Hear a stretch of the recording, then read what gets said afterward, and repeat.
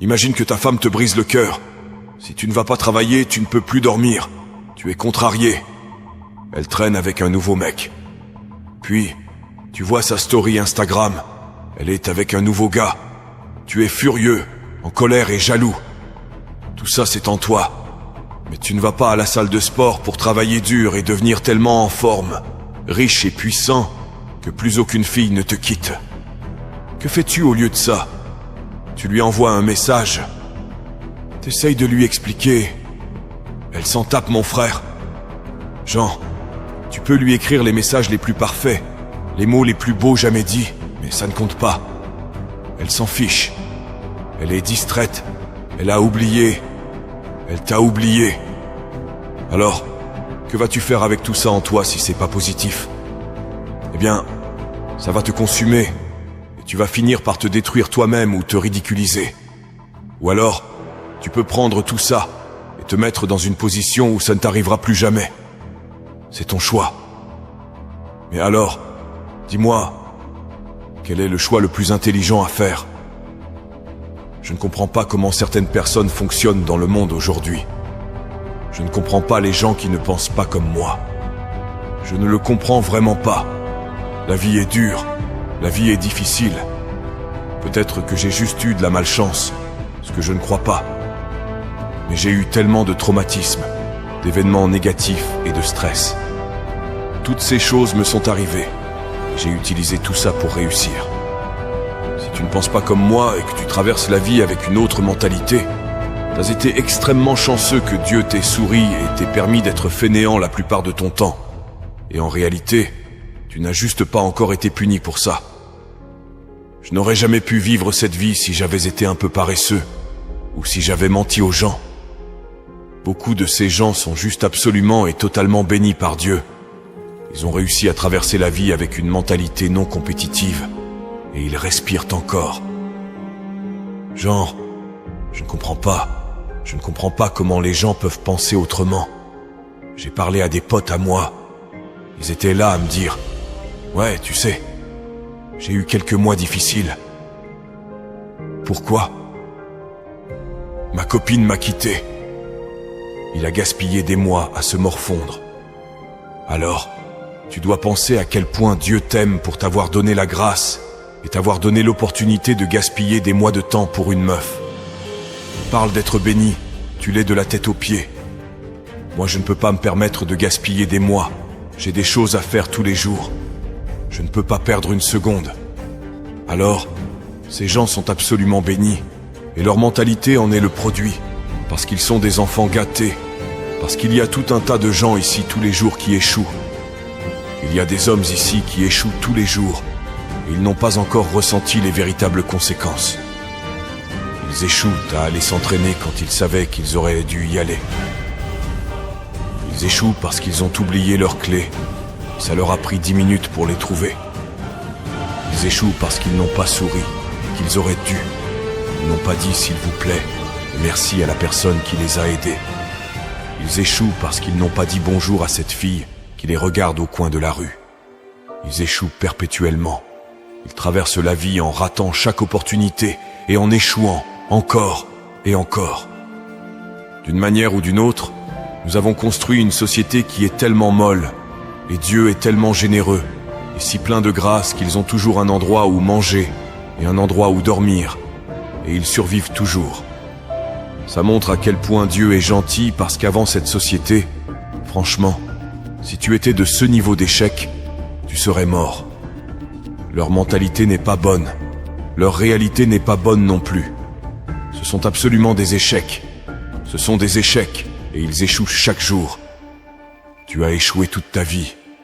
C'est tout. Ce que tu as fait, c'est échouer.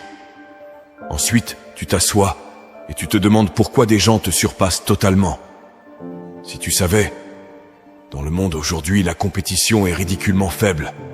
Il y a 2% de tueurs, et tous les autres sont des amateurs, de la tête aux pieds, des amateurs.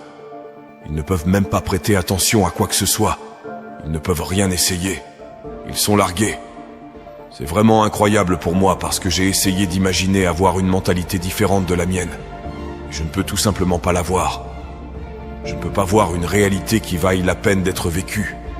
Je ne peux pas voir comment tu vas construire une vie qui vaut la peine d'être vécue si tu as une autre mentalité. Je n'ai jamais vu quelqu'un réussir alors qu'il ne croyait pas en lui-même. Dans ce monde, c'est joueur contre joueur. Mais je peux m'asseoir ici maintenant et me rappeler des événements qui m'empêcheront de dormir pendant 2 à 3 jours. Ça me donne un super pouvoir que d'autres hommes n'ont pas. Ils veulent dormir. Ils sont fatigués.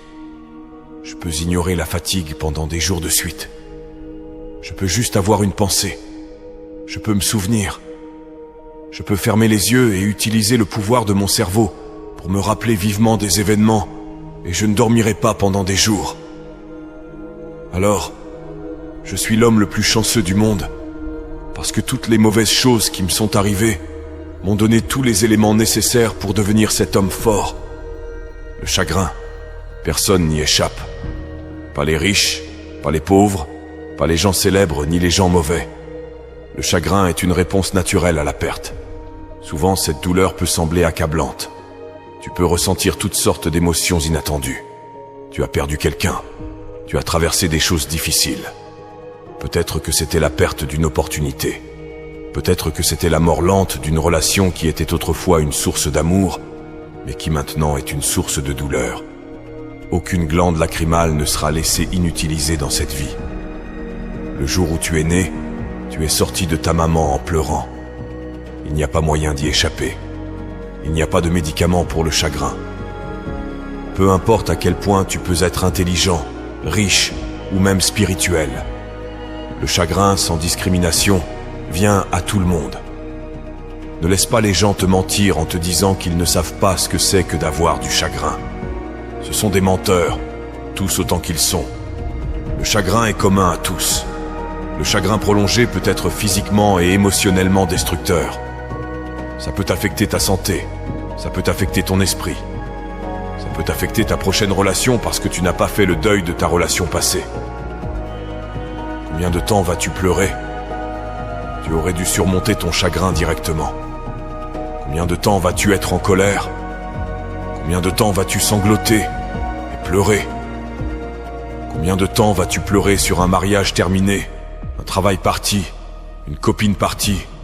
Combien de temps vas-tu être en colère et frustré et construire toute ta vie autour de quelque chose qui est mort ? Si tu veux accomplir ton destin, tu dois réussir à laisser aller les choses. Jésus a dit que les offenses viendront, les déceptions viendront, les trahisons, des choses qui ne sont pas justes viendront. La façon dont tu gères les blessures déterminera si tu avances ou si tu restes bloqué, dépité sur ce qui n'a pas fonctionné, comme un faible. Combien de gens vivent blessés par la façon dont ils ont été élevés? Un ami qui s'est éloigné, ils se demandent pourquoi ils n'ont pas de bonnes relations. C'est parce qu'ils ne sont pas guéris. Dieu leur amène une nouvelle personne dans leur vie, mais ils sont tellement incertains que cette nouvelle personne soit une bonne chose pour eux. Le problème est que ce n'est pas durable tant que tu ne laisses pas partir ce qui n'a pas fonctionné. Cette blessure va te ronger. Tu serais choqué par les gens qui se lèvent chaque matin avec un cœur plein de chagrin. Et ça se ressent dans leurs paroles. Et tu penses qu'ils sont méchants. Ils ne sont pas vraiment méchants. Ils sont encore en deuil. Combien de temps faut-il pour oublier une personne ? Combien de temps vas-tu mettre ton futur en attente à ressasser ton passé ? Combien de temps ? Je suis ici pour aider quelqu'un. Tu ne peux pas passer le reste de ta vie en deuil de ceux qui ne t'ont pas aimé, pour ceux qui n'étaient pas là pour toi. Dieu ne t'a pas créé pour avoir un cœur plein de chagrin. C'est pour ça que tu ne peux pas tomber amoureux. Ce n'est pas qu'il n'y a personne à aimer. C'est simplement que tu n'as pas oublié qui tu aimais autrefois.